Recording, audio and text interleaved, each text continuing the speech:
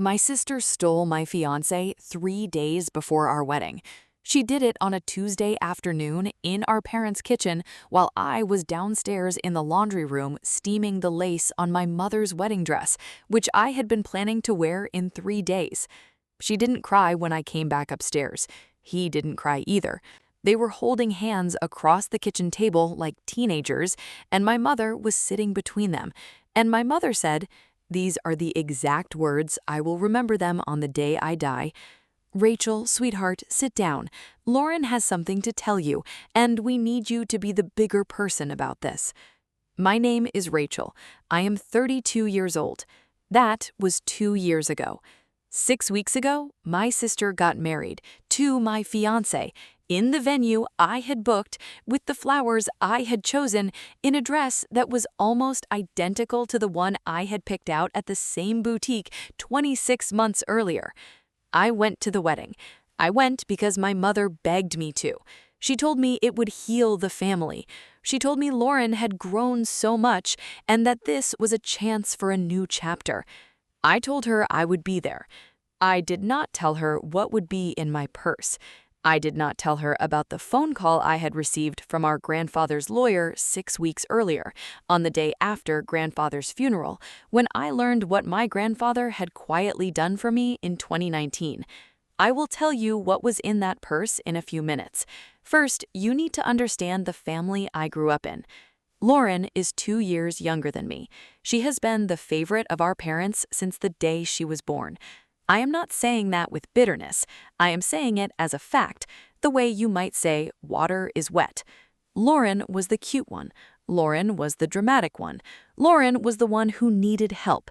Lauren was the one who got the good bedroom growing up, the one who got the new car at 16 while I drove our mother's old Camry, the one whose college tuition my parents paid in full while I worked 3 jobs and graduated with $40,000 in student debt. Rachel doesn't need help, my mother used to say. Rachel is the easy one. Rachel always lands on her feet. Easy was the word for it. Easy meant Rachel will not complain. Rachel will not throw a tantrum. Rachel will not call us crying at midnight from a bar in Chicago because her boyfriend dumped her. Rachel will quietly figure things out and never ask for anything. So they gave everything to Lauren. And I learned very early that the only way to be loved in our family was to need nothing. I want to tell you about the smaller things first, because the bigger things only make sense if you understand the pattern. When I was 24, I got my first apartment in Chicago, a studio in Lincoln Park, 600 square feet, a fire escape that smelled like the bakery downstairs, and a bay window that let in the morning sun. I lived there for 8 months. Lauren came to visit me one weekend in September. She fell in love with the apartment. She told me it was the most adorable thing she'd ever seen. She asked me where I had found it. 3 weeks later, my landlord called me to tell me that the apartment directly above mine was opening up and that he was giving Lauren first dibs because she had already signed a deposit. I had not told Lauren about the apartment above mine. She had walked the building when she visited, and she had spoken to the landlord without telling me. She moved in 2 weeks after that. She lived above me for 14 months. She borrowed my coffee maker and never returned it. She borrowed my clothes from the dryer in the basement and forgot to give them back. She brought boys home and complained when I texted her, politely, that they were keeping me up. When my lease ended, I moved out. She stayed. Then there was Bear. Bear was my dog, a rescue from a shelter in 2018, a 40-pound mutt with one floppy ear and a habit of putting his paw on my hand whenever I was sad. I loved Bear more than I have ever loved anything that did not have a wedding ring.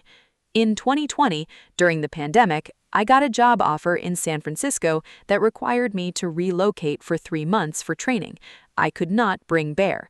I asked Lauren, who was working from home in Chicago, if she could keep him for the 3 months. She said yes. I drove back to Chicago 12 weeks later to pick him up. Lauren told me on the front porch that she had grown attached to him and that she thought Bear was happier with her. She told me my apartment in San Francisco was too small for a dog his size, which was true, and which she had only known because she asked me about my new place. She told me, with my dog's leash in her hand, that she felt it would be unfair to him to take him back. I called my mother from the car, sobbing.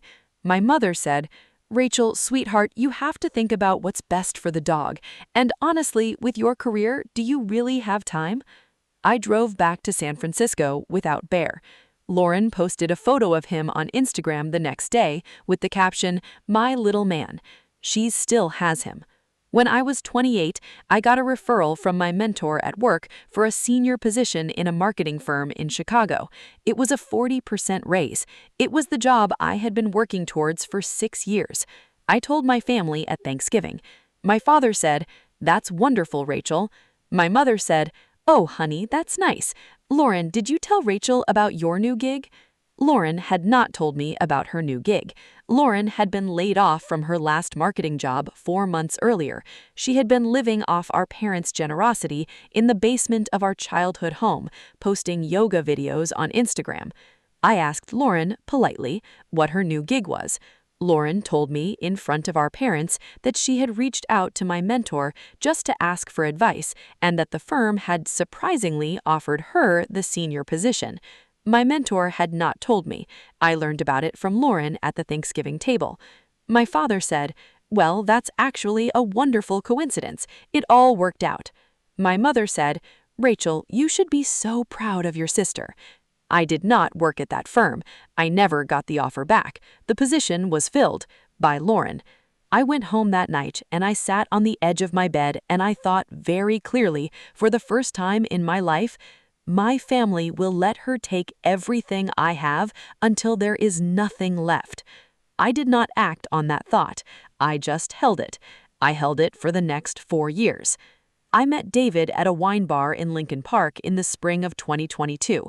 He was kind. He was a structural engineer. He was the first man I dated in years who looked at me when I spoke and remembered the names of my coworkers and brought my mother flowers the first time he met her, even though my mother had been cold to him because Lauren had warned me that I was rushing into things.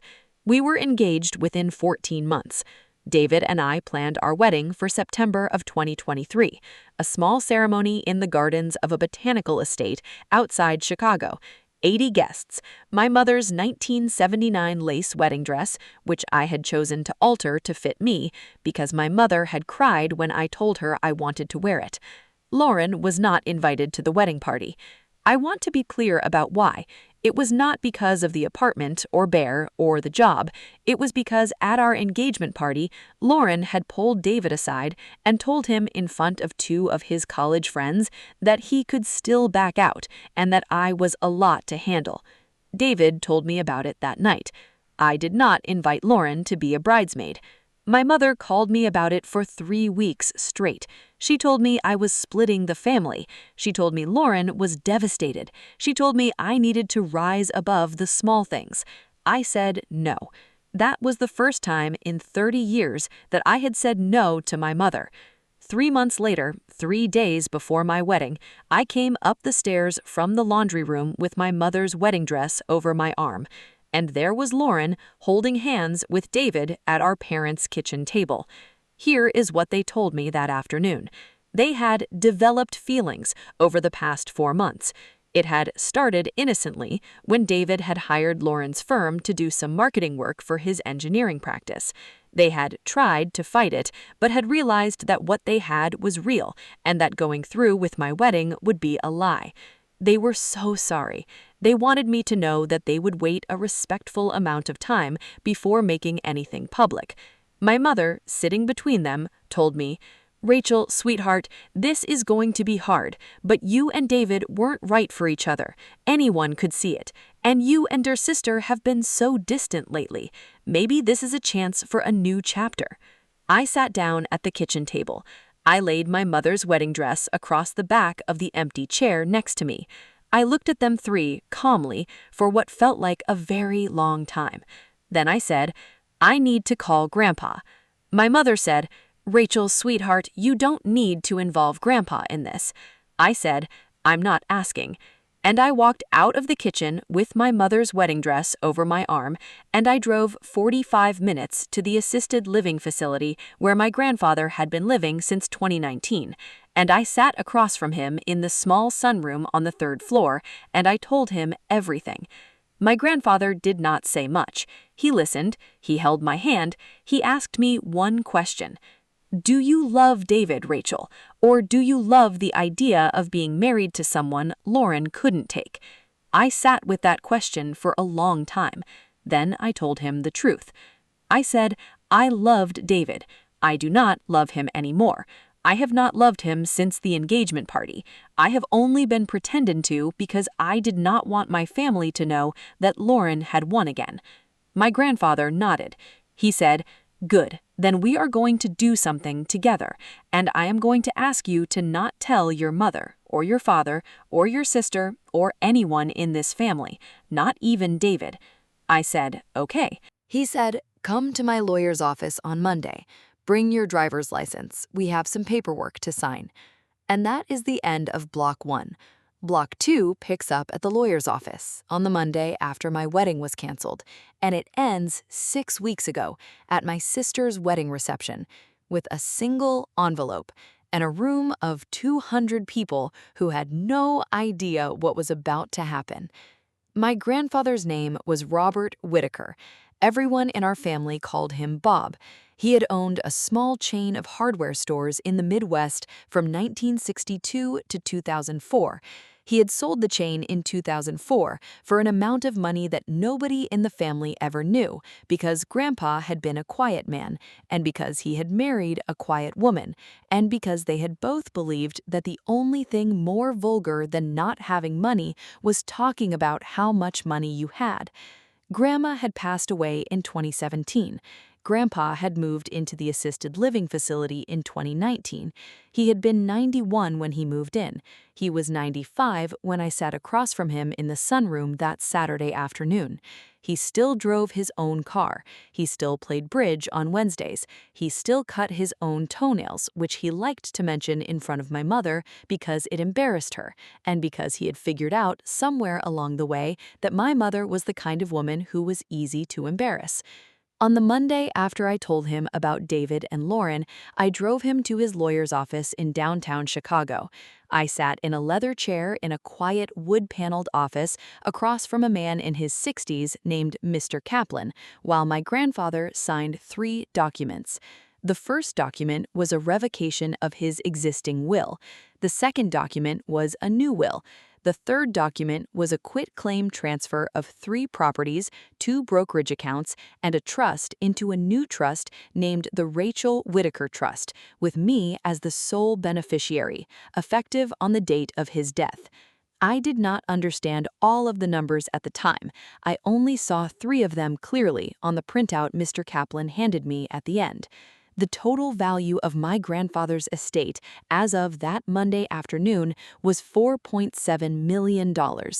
Lauren had been told her whole life that Grandpa's estate would be split equally between her and me when he passed. My mother had been told the same.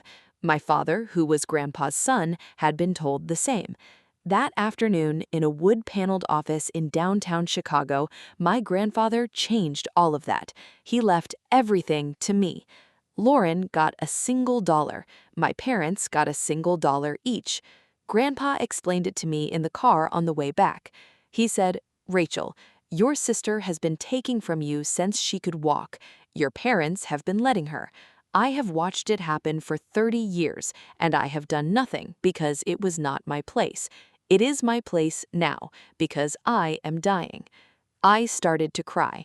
He patted my hand. He said, don't cry yet. Cry when I'm gone. Right now, I need you to listen. He told me he had 8 to 12 months left by his doctor's estimate. Pancreatic cancer. He had not told the family. He told me he had decided not to tell them. He had decided to spend his remaining months going to bridge club and watching the Cubs and eating pie at the assisted living facility, and not having to deal with my mother's tears or my father's questions or Lauren's sudden new interest in his health. He told me I was not allowed to tell them either, not until he was dead, not until the will was read. And he told me, with his hand on top of mine, in the front seat of his old Buick, in the parking lot of his lawyer's office, "Rachel, the only thing I want from you in return is that you wait. You do not confront your sister. You do not confront David. You do not confront your parents. You let them think they got away with everything. You let them have their wedding. You go to that wedding. And then, when it is just the right moment, you read what is in your purse aloud, in front of everyone, without crying, without raising your voice, the way I taught you to read aloud at Christmas when you were 7. I asked him why. He said, because some people will only believe they've lost when they see it on paper, and because some lessons need an audience. Grandpa lived 10 more months. He passed away in his sleep at the assisted living facility on a Wednesday in March of this year. During those 10 months, I did exactly what he had asked me to do. I went to brunch with my parents twice a month. I smiled when my mother tearfully told me how beautifully Lauren and David were healing the family. I sent Lauren a card on her birthday.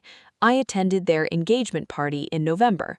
I held my tongue when my father gave a speech about how proud he was of his girls, as if I were not a girl whose wedding had been stolen by the other one. I visited Grandpa once a week. We played gin rummy. We watched Jeopardy. We ate pie. He never brought up the trust. He never brought up the wedding. He just sat with me in his chair by the window and held my hand sometimes when the light was getting low. I never told a soul, not my best friend, not my therapist, not the man I had started dating in January, very quietly, and who was nothing like David, and I will tell you about at the end of this story.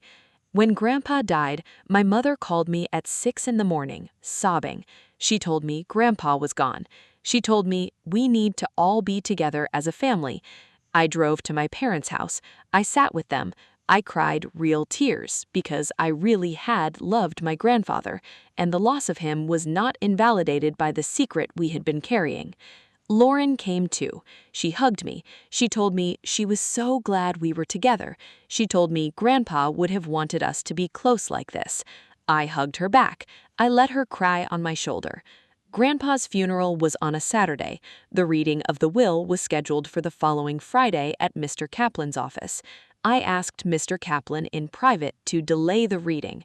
Lauren's wedding was 4 weeks later. Mr. Kaplan, who had known my grandfather for 38 years, smiled at me very slowly.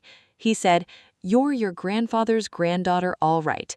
He told the family that the will reading had been delayed, pending the resolution of certain estate matters, which is a phrase that means absolutely nothing legally, but which sounds important enough to make people stop asking questions.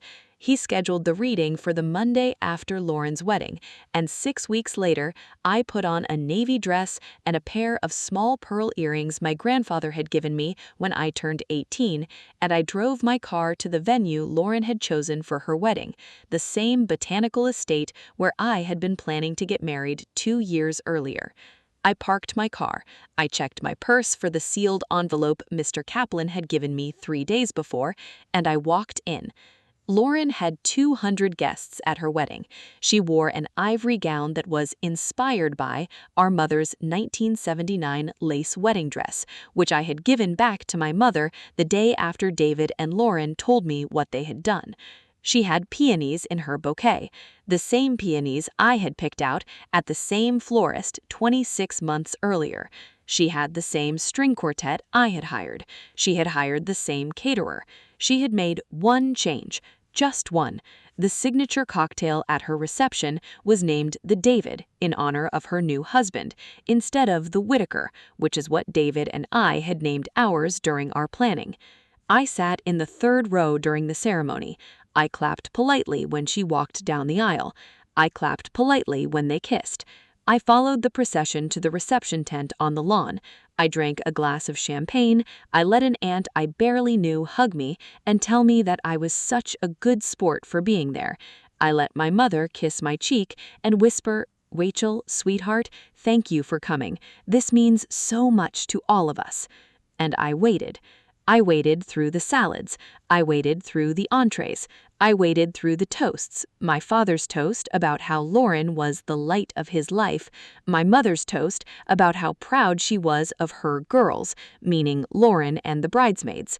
I waited until the bride and groom were standing at the front of the tent, hand in hand, smiling, ready to cut the cake. And then I stood up. I picked up my champagne glass and a small silver knife from my place setting. I tapped the knife gently against the glass. 200 people fell silent. Lauren turned and saw me standing. She smiled, a little surprised.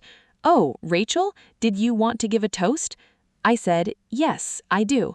My mother's face went pale across the tent. She knew, instinctively, the way mothers know, that something was about to go wrong.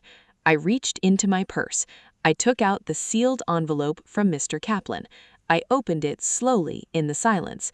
I unfolded the document inside, and I began to read. The last will and testament of Robert James Whitaker, executed October 7, 2023, witnessed by Marcus Kaplan, Esquire, and notarized by Linda Park, Notary Public, Cook County, Illinois. My father stood up halfway across the tent. My mother grabbed his arm and pulled him back. I kept reading. To my son, Thomas Whitaker, I leave $1 United States in recognition of his lifetime of failing to advocate for his elder daughter while indulging the cruelty of his younger. Lauren's smile froze. To my daughter-in-law, Patricia Whitaker, I leave $1 United States in recognition of her active role in the same. My mother let out a small sound, like air coming out of a balloon. I kept reading.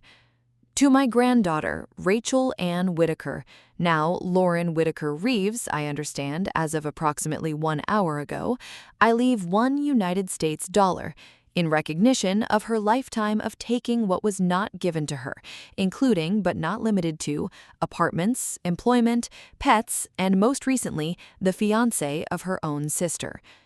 200 people in the tent, silent. David, who was standing next to Lauren, slowly let go of her hand. I kept reading. To my granddaughter, Rachel Ann Whitaker, I leave the entirety of the remainder of my estate, including but not limited to the residence at 4421 North Lakewood Avenue in Chicago, Illinois, the residence at 18 Sea Pines Drive in Hilton Head, South Carolina, the residence at 211 Cottage Lane in Door County, Wisconsin, all contents of the Charles Schwab brokerage accounts numbered as listed in the attached schedule, all contents of the Vanguard retirement accounts numbered as listed in the attached schedule, and the entirety of the Whitaker Family Trust, valued as of October 7, 2023, at $4,700,000. I let that number sit in the silence. Then I read the last paragraph. It is my hope that my granddaughter Rachel will use this inheritance to live the life she was always meant to live, free of the family that taught her the only way to be loved was to need nothing. She has needed nothing for 30 years. It is her turn to be given everything. I folded the document. I looked at Lauren. I looked at David. I looked at my mother, who was crying silently into a napkin, and at my father, who was staring at the floor. I raised my champagne glass. I said, to Grandpa. Nobody raised a glass back. I drank. Then I set the glass down on the table, picked up my purse, and walked out of the tent, across the lawn, to my car, and drove home. Lauren's marriage lasted 4 months. David, as it turns out, had been considerably more interested in marrying Lauren when she believed she would inherit $2.5 million from her grandfather.